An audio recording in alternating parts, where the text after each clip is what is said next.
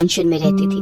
उसने सुना था कि जेठानियाँ बहुत तेज होती हैं और देवरानी की बिल्कुल मदद नहीं करती। सासू माँ ने काव्या को रोटियां बनाने को कहा तो काव्या परेशान हो गई। काव्या की जेठानी सविता, जो घर की बड़ी बहू थी, हर काम में निपुण थी, खासकर रोटियां बनाने में। मैं क्या करूं?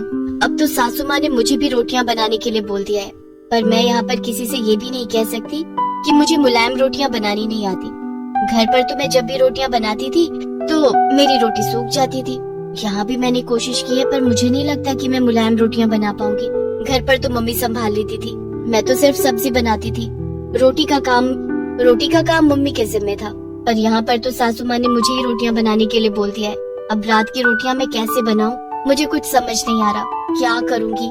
सविता दीदी से पूछना भी ठीक नहीं लगेगा, कहीं वो मेरा मजाक ही ना उड़ा दे कि मुझे मुलायम रोटी बनानी नहीं आती। एक बार कोशिश करती हूँ, शायद बन जाए। काव्या ने किसी तरह रोटियां बनाई, लेकिन वो रोटियां सूख गई। हे भगवान, अब मैं क्या करूं? मेरी रोटियां तो बिल्कुल सूखी हुई लकड़ी जैसी बनी है। ये रोटियां अगर माँ, बाबूजी, जेठ जी और आशीष ने खाई तो सब मुझ पर हंसने वाले। एक काम करती हूँ, फोन में कोई वीडियो देखती हूँ, शायद समझ में आ जाए। काव्या इंटरनेट पर वीडियो देखती है जिसमें बताया गया था कि आटे में थोड़ा सा मैदा मिलाने से रोटियां मुलायम बनती हैं। क्यों ना मैं भी ये तरीका आजमाऊं? काव्या को मुलायम रोटियां बनाने का तरीका मिल गया था और आटे में मैदा मिलाने लगी। ये तो बहुत थोड़ा रहेगा, मुझे तो ज्यादा रोटियां बनानी है। एक काम करती हूँ, आधा आटा और आधा मैदा ले लेती हूँ तो और मुलायम रोटियां बनेंगी। काव्या चोरी छुपे आटे में मैदा मिलाकर रोटियां बनाती है। रोटियां मुलायम बन जाती हैं और परिवार के सदस्य उसकी तारीफ करने लगते हैं। काव्या बहू, रोटियां तो बहुत मुलायम हैं। हाँ बहू, रोटियां वाकई में बहुत मुलायम बनी है। काव्या, तुम्हारी रोटियां मुलायम तो बनी है, पर साथ में इतनी सफेद बनी है मानो हम नान खा रहे हैं। काव्या घबरा जाती है। वो ये तो बस। काव्या, आशीष को तो आदत है मजाक करने की, पर रोटियां बहुत बढ़िया बनी है। ऐसे ही रोटियां बनाया करो। मजाक करा था, रोटियां बहुत टेस्टी बनी है काव्या। आशीष की बात सुनकर काव्या मुस्कुरा देती है। उस दिन बात खत्म हो गई, पर एक दिन सविता मछली बनाने के लिए ड्रम में मैदा ढूंढ रही थी। तभी उसने देखा मैदे का ड्रम खाली है। मैंने तो कुछ दिन पहले ही मैदा मंगवाया था, पर मैदे का ड्रम खाली क्यों है? मैंने तो मैदे का कुछ भी नहीं बनाया, हो सकता है खत्म हो गया हो। एक काम करती हूँ, मैदे के साथ आटा भी देख लेती हूँ, दोनों चीज एक साथ राशन से मंगवा लूंगी। ये आटा कुछ अलग क्यों लग रहा है? ऐसा लग रहा है आटे में मैदा मिला हुआ है। कहीं काव्या आटे में मैदा तो नहीं मिलाती? तभी उस दिन देवर जी बोल रहे थे कि रोटियां सफेद हैं। हो ना हो, जरूर ऐसा ही है। मुझे काव्या से पूछना होगा। मैदे की रोटियां तो हम सबके लिए बहुत नुकसानदायक है। तभी काव्या आ जाती है। सविता उससे इस बारे में पूछती है। काव्या, सच बताओ, क्या तुमने आटे में कुछ मिलाए हैं? दीदी, मैंने उसमें थोड़ा सा मैदा मिलाया था ताकि रोटियां मुलायम बन सके। पर क्यों काव्या, तुमने मैदे की रोटियां क्यों बनाई? ज्यादा मैदा खाने से स्वास्थ्य पर भी बुरा असर पड़ सकता है। मुझे माफ कर दीजिए दीदी, मुझे नहीं पता था कि इससे स्वास्थ्य पर असर पड़ेगा। वो दीदी, जब भी मैं रोटियां बनाती हूँ रोटियां सूख जाती हैं। मैंने इंटरनेट पर देखा था कि मैदे की रोटियां मुलायम बनती हैं। अरे ऐसा कुछ नहीं है, गेहूं के आटे की बनी रोटियां भी मुलायम होती हैं। बस सही तरीके से आटा गूंथना आना चाहिए। अगर तुम्हें गेहूं के आटे की मुलायम रोटी बनानी नहीं आती थी तो मेरे से पूछ लेती, मैं तुम्हें सिखा देती। दीदी, वो मैंने तो सुना था कि जेठानियां बहुत गुस्से वाली होती हैं। सॉरी दीदी, वो मैं थोड़ा घबरा गई थी। काव्या, ये सब किस्से कहानियों में होता है कि देवरानी जेठानी लड़ाई करते हैं। सच तो ये है कि मैं तुम्हें अपनी छोटी बहन की तरह मानती हूँ। मुझसे एक बार पूछती तो सही। चलो, मैं तुम्हें सही तरीके से रोटियां बनाने सिखाती हूँ। थैंक यू भाभी। अरे इसमें थैंक यू की क्या बात है, तुम मेरी अपनी छोटी बहन की तरह। देखो, आटे को अच्छे से गूंथो और पानी को धीरे धीरे मिलाओ, ऐसे रोटियां मुलायम और स्वादिष्ट बनेगी। सविता काव्या को सही तरीके से आटा गूंथ कर रोटियां बनाना सिखाती है। कुछ दिनों बाद काव्या भी सविता की तरह मुलायम रोटियां बनाना सीख जाती है। परिवार में किसी को भी इस बारे में कुछ पता नहीं चलता कि उन्होंने मैदे की रोटियां खाई थी। इससे परिवार में खुशी और प्रेम भी बना रहा। साथ ही सविता और काव्या दोनों देवरानी जेठानी का रिश्ता और भी मजबूत हो गया और दोनों ने मिलकर परिवार को खुशहाल बनाए रखा।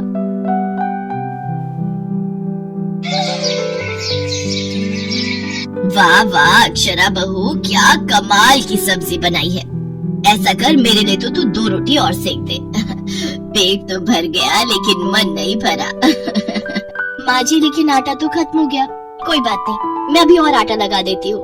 बहू, आटा लगा ही रही है तो मेरे लिए भी 2 रोटी और लगा देना। वो वो क्या है ना कि गर्मा गर्म रोटी का स्वाद ही अलग होता है। जी पापा जी। अक्षरा रसोई में जाती है लेकिन वो देखती है कि उसकी देवरानी मालिनी रसोई की सफाई करके बर्तन धो रही थी। अरे मालिनी, तुमने चकला बेलन सब धो दिए क्या? हाँ दीदी, मैंने सोचा जब तक मम्मी पापा खाते हैं तब तक मैं अपना काम निपटा लेती हूँ, उसके बाद हम भी सुकून से खाना खा लेंगे। फिर उसके बाद के बर्तन तो नहीं धोने होंगे ना? हाँ, लेकिन अभी मम्मी जी और पापा जी को 2-2 रोटी और खानी है। क्या? लेकिन अभी तो मैं सबसे पूछ कर आई थी तो उन्होंने मना कर दिया था और अब 2 मिनट में फिर रोटी मांगने लगे। हाँ, आटा भी फिर से लगाना पड़ेगा और किचन की सफाई और बर्तन फिर से धोने होंगे। कभी कभी तो मुझे लगता है ना कि ये रसोई नहीं ढाबा है, ढाबा जो हर वक्त चलता ही रहता है। अरे बहू, अभी तक रोटी बनी नहीं क्या? पता नहीं दोनों सारा दिन क्या करती रहती हैं। 2-2 बहुएं हैं फिर भी खाना टाइम से नहीं मिलता है। जब देखो दोनों आपस में गुटरगू करती रहती हैं। भाभी, मुझे और चावल खाने हैं, 1 कटोरी ला दो ना। लेकिन रेखा, चावल तो सारे खत्म हो गए, जो भी थे पापा जी और तुम्हें दे दिए। ऐसे कैसे खत्म हो गए? पूरा 1 क्विंटल का कट्टा रखा है स्टोर रूम में और तुम मेरी बेटी को 1 कटोरी चावल देने से भी मना कर रही हो। देखा माँ, भाभीयों के राज में तो खाने को भी तरसना पड़ रहा है। अब यहाँ खड़े खड़े मेरा मुंह क्या देख रही है? जा जल्दी से कुकर में 1 सीटी लगवा दे। चावल तो कुकर ने बनाने हैं, तूने थोड़ी ना। अक्षरा गुस्से में रसोई में जाती है। अरे मालिनी, ला कुकर भी इधर दे। दीदी, मेरा क्या फायदा हुआ बर्तन धोने का? आप एक एक करके फिर सब ले रही हो। अरे तो क्या करूँ? तू कितना भी घिस ले, हम लोगों की मेहनत तो इस घर में किसी को नजर आने वाली नहीं। कपड़े मशीन धो देती है, चावल कुकर बना देता है, साबुन बर्तन धो देता है और हम दोनों दिन भर झक मारते हैं। दीदी, ये तो रोज का ही ड्रामा हो गया इस घर का। किसी को आखिर में 1 रोटी तो किसी को 1 कटोरी चावल और चाहिए। अरे बर्तन तो पूरे ही गंदे होते हैं ना। ला अब दे ना बर्तन, अब हम और कर भी क्या सकते हैं? अगर नहीं दिया खाना तो लोग कहेंगे 1 कटोरी चावल और रोटी के लिए बहू ने अपने ससुराल वालों को तरसा दिया। दोनों बहुएं फिर से काम पर लग जाती हैं। इसी तरह वो दोनों सारा दिन किचन में ही लगी रहती, जिस वजह से वो ना तो ठीक से अपने बच्चों की पढ़ाई पर ध्यान दे पाती और ना अपने पतियों के कपड़े समय से प्रेस कर पाती।